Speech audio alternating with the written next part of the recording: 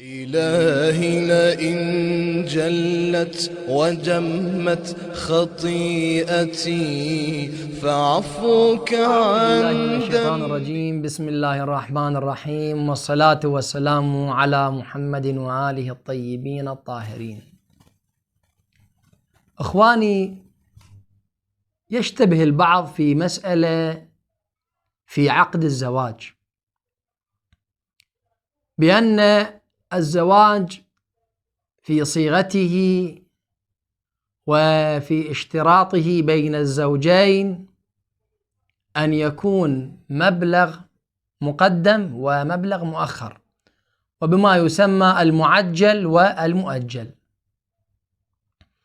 ولا يدفع المؤجل إلا عند الطلاق. هذا ما يتداول بين عوام الناس، ولكن هذا الشيء هو بالأساس خطأ وغير مبتني على ضوابط شرعية، لأن في إجراء العقد بين الزوجين هو على مهر معلوم.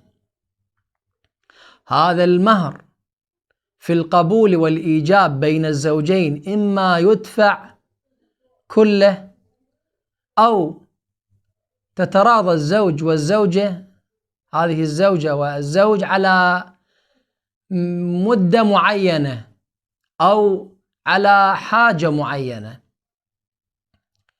فيحق للزوجة مطالبتها بأخذ المتبقي حال زواجهما.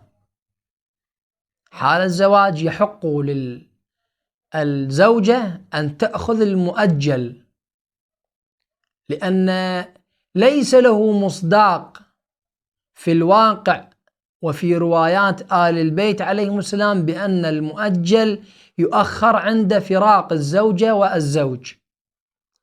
هذا مما تداول في المجتمع وفي أعراف المجتمع، غير مستند إلى دليل شرعي.